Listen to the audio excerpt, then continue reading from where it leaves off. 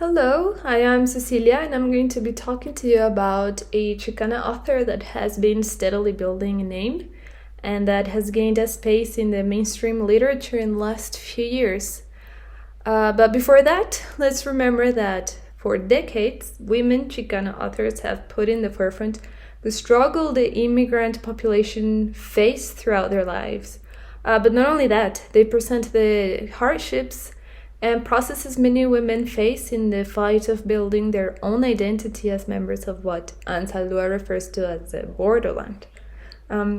After authors like Gloria Ansaldúa herself, Cherry Moraga, Patmora, Lorna D. Cervantes, Sandra Cisneros, among others, opened a space for female Chicano voices, new generations make their way to continue the endeavor they began, that of giving visibility to the immigrant experience in a white world, to minority groups, women, to LGBTQ plus community, and to demystify not only the Latino stereotype embedded in Western culture, but that of all women of color. And so this author that has gained attention in the last few years is Erika Sánchez. And let me tell you why. A woman who is always determined to defy borders. That is how Erika describes herself, and it is something that is evident in her work. This also tells us how she continues on a path started by the first generation of Chicana authors. Now let us see a little bit about Erika's background and achievements. To start, I would like to share with you this small quote written by herself, and that it's part of her About page in her website. As a daughter of undocumented Mexican immigrants, Erika has always been determined to defy borders. And not surprisingly, her clothes perpetually smelled of fried tortillas when she was a child. Her role model was and continues to be Lisa Simpson. As a result, she was a young and sometimes overbearing, but in a cute way, feminist and overachiever. Ever since she was a 12-year-old nerd in giant bifocals, she's dreamt of becoming a successful writer. And as we can see here, she often uses humor in her writing, even though there are times in which situations don't lend themselves, or we think it won't lend themselves so much to the use of humor. She does resort to that, as we will see later on. Now, who is Erika Sánchez? Sánchez is a poet, novelist, and essayist. She's the daughter of undocumented Mexican immigrants. She grew up in a working-class town, Cicero, Illinois, very close to the city of Chicago. She was the youngest of her parents' children and used to spend a lot of time alone taking shelter in writing, in books, and art. Later on, she attained academic achievements that had not been accomplished by a woman in her mother's side of the family, which was something very big for her. Erika has been open about her mental health and struggle with depression, something she has addressed in her poems, and that is one of the main themes present in her novel, I Am Not Your Perfect Mexican Daughter.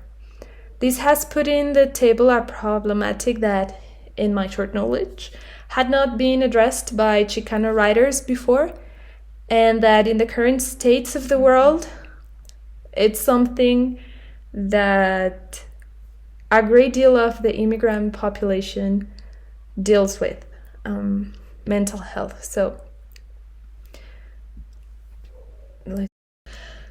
Sánchez was selected for a Princeton Arts Fellowship from 2017 to 2019. She has been the recipient of a vast number of acknowledgments for her poetry writing, as well as for her novel. And she has published a collection of poems, a novel, and multiple essays and articles in subjects such as immigration, feminism, abortion, LGBTQ plus issues, sexuality, discrimination, among others.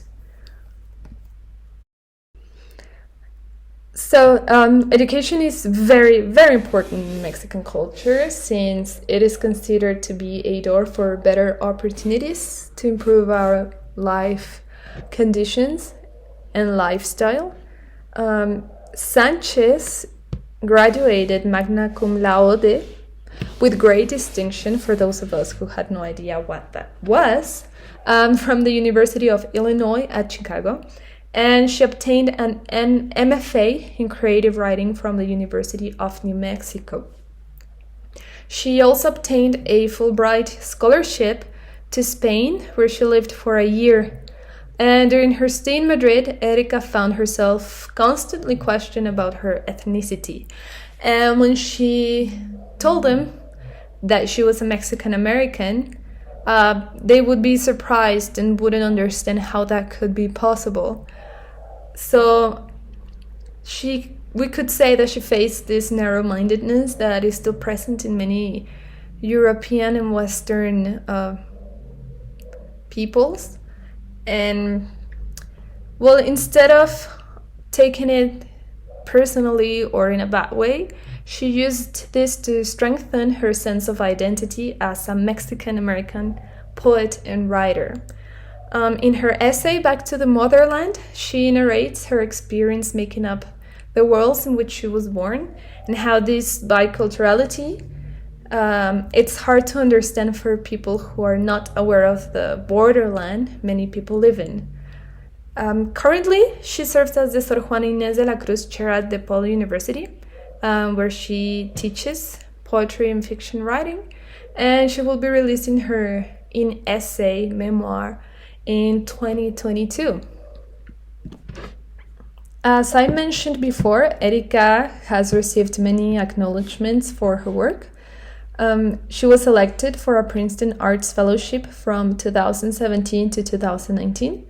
And this program provides support for artists who have demonstrated both extraordinary promise and a record of achievement in their fields, with the opportunity to further their work while teaching within the liberal arts context.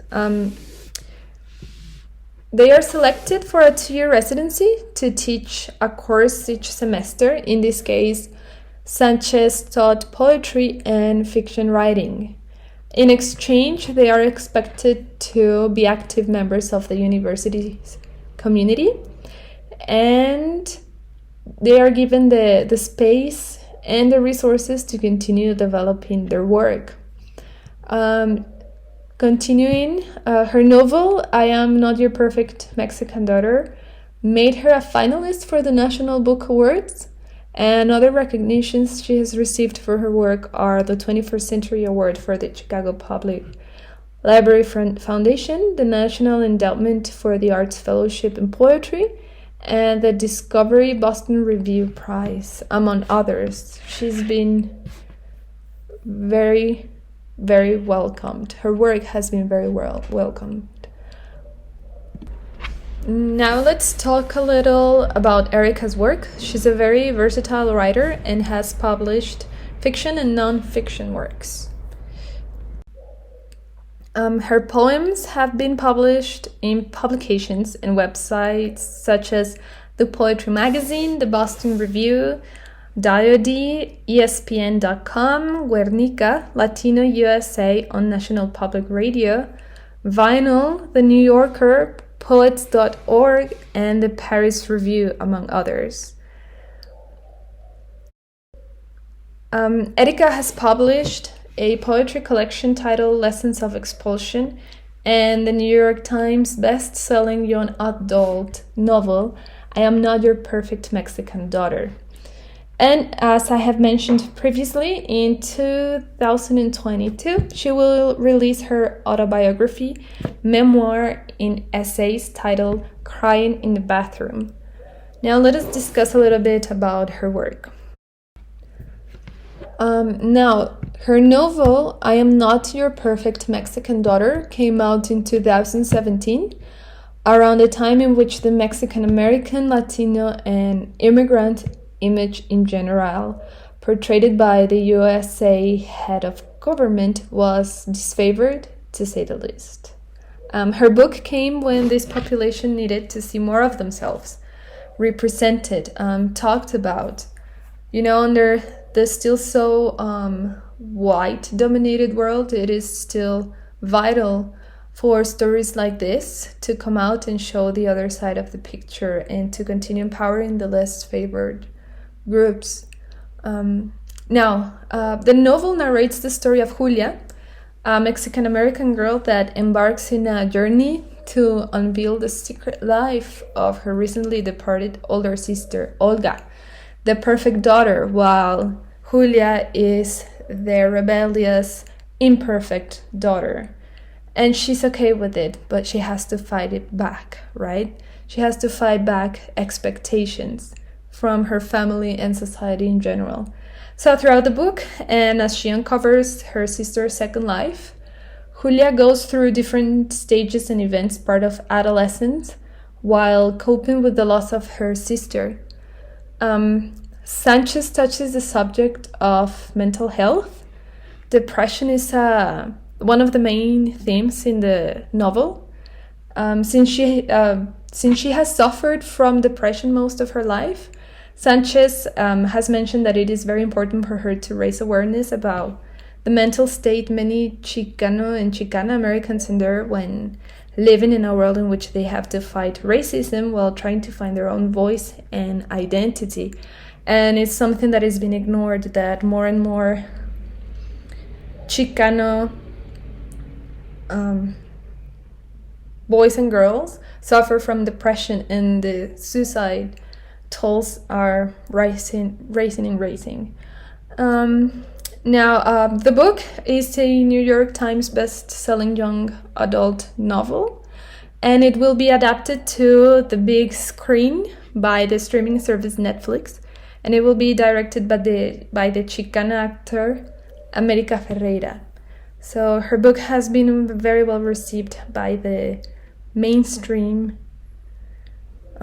media. Lessons on Expulsion is her first collection of poetry. In this collection, she explores the experience of living in both sides of the border and her experience bridging and navigating between two cultures and two languages. She explores subjects such as depression, loss, love, sex, traditions, discrimination, and social problems like racism, poverty, prostitution, and narco-trafficking. Now let's talk about crying in the bathroom. As I mentioned previously, this is her memoir that will be published in 2022. She's been writing and putting together her memoir in the form of a memoir in essays, which is a book-length collection of essays centered on the author's self or life. The essay Back to the Motherland is a sample of what we might expect from the whole book, and the following is a review of the soon-to-be-published book. In these essays, Sánchez writes about everything from sex to white feminism to debilitating depression, revealing an interior life rich with ideas, self-awareness, and perception, raunchy, insightful, unapologetic, and brutally honest. Can't wait for this, right? As I told you before, Sánchez is a very versatile author. Not only has she written poetry and fiction, she's also written many non-fiction articles, opinion articles. From 2012 to 2015, she was the sex and love advice columnist for Cosmopolitan for Latinas. She loves giving women feminist sex positive advice, and she's very active in social media, especially Twitter, where she's free to speak about whatever she wants in whatever manner she desires. And, well, Erika has also contributed to a variety of top-tier publications such as Time, The Guardian, NBC News, Rolling Stone, Al Jazeera, Throughout, Salon, BuzzFeed, Cosmopolitan, and Jezebel. Her articles have been republished all around the world and have been translated into several languages. She has been profiled by NBC News, PBS, Telemundo, and has appeared on National Public Radio on many occasions. Her essay, Crying in the Bathroom, was published in an anthology called Double Bind, Women on Ambition. Some of the titles she spent are the following: Latina Theater Troupe Makes Art of Identity, U.S. Latino Struggles with HIV Stigma, The Danger of GOP's Anti-Immigrant Rhetoric, and Single Mothers Need Solutions, Not Shame. Okay, so now I will tell you what I think about her work and whether I recommend it for implementation in the EFL classroom. From her literary collection, I think the one that lends itself more for use in the classroom is I Am Not Your Perfect Mexican Daughter. The fact that it is young adult literature makes the flow of the narrative smooth. The vocabulary is not so far-fetched, and it deals with issues most people have gone through, even if you are or have tried to be the perfect Mexican daughter. So let's see. Okay, each chapter of this novel is divided, and the sections of the chapters can be used as excerpts for reading in the classroom since they can stand on their own. I mean, you don't really need to have the background of the previous parts of the book to understand in a way. I will give you an example in the next slide. The novel is filled with references to Mexican culture and belief systems which the main character is constantly questioning or defending and building pride on. There are also many situations every person has lived or witnessed in their lives. So the content can lead to a lot of discussion, and it can lead our students to question their own traditions, their own ideas, and their own culture.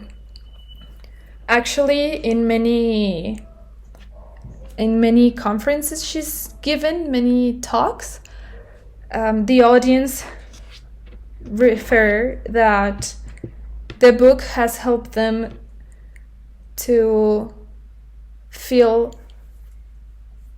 heard and to feel that they're not alone, that their experience is shared. So I think it will foster a lot of discussion in the classroom. So I would recommend the book. And what about the language? I mean, being a young adult novel, the narrative is quite easy to follow and the vocabulary is appropriate. Far from being too elaborate, so the teacher wouldn't have to spend much time adapting or trying to figure out how to work with the text. She uses Spanish sparingly in comparison to other Chicana authors, though it is present in the book. She doesn't resort to italizations, but sometimes provides explanations of the Spanish words she's using. Most of the Spanish she uses is common vocabulary. In the next slide, I will present to you an excerpt that I think it's short, so it can be covered in class. The language is appropriate, not difficult, and there are many topics that we can extract to for follow-up activities, so let's see. Okay, this is an excerpt from I Am Not Your Perfect Mexican Daughter from chapter 3. Let's give it a quick read. On Saturday morning, Ama is making flour tortillas. I can smell the dough and hear the rolling pin from my bedroom when I wake up. Sometimes Ama lies in bed all day, and other times she's in a cooking and cleaning frenzy. It's impossible to predict. I know she's going to make me help her, so I stay in bed reading until she forces me to get up. Get up, huevona! I hear her yelling from the other room. Ama calls me huevona all the time. She says I don't have the right to be tired because I don't work cleaning houses all day like she does. I guess she has a point, but it's a weird thing to call a girl if you really think about it. Huevos means eggs, so it means that your eggs, balls, are so big that they drag you down and make you lazy. Telling a girl her balls are too heavy is bizarre, but I never point this out because I know it will piss her off. After I brush my teeth and wash my face, I go to the kitchen. Ama has already covered the table and counters with rolled out tortillas. She's bent over the table, stretching a little ball of dough into a perfect circle. Put on an apron and start heating this up, Ama says, pointing to the tortillas scattered throughout the kitchen. How do I know when they're done? You just know. I don't know what that means. What kind of girl doesn't know when a tortilla is done? She looks irritated already. Me? I don't? Please just tell me. You'll figure it out. It's common sense. I study the tortilla as they heat and the comal and try to flip them before they burn. When I turn the first one, I see that I've left it too long. That side is almost burned. Ama tells me that the second one is too pale, that I have to leave it on longer. But when I do, it gets too crisp. When I burn the third one completely, Ama sighs and tells me to roll them out instead, while she heats them. I take her rolling pin and try my best to shape the little balls into circles. Most of them end up in weird shapes, no matter how much I try to fix them. That one looks like a chancla, Ama says, looking at my worst one. It's not perfect, but it doesn't look like a slipper. Jesus. I feel myself grow more and more frustrated. I take a deep breath. I don't want to fight with her because I heard her crying in the bathroom last night.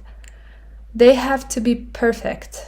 Why? We're just going to eat them. Why does it matter if they're not in perfect shape? If you're going to do something, you have to do it right, or else you shouldn't do it at all, Ama says, turning back to the stove. Olga's were always so nice and round. I don't care about Olga's tortillas, I say, throwing off my apron.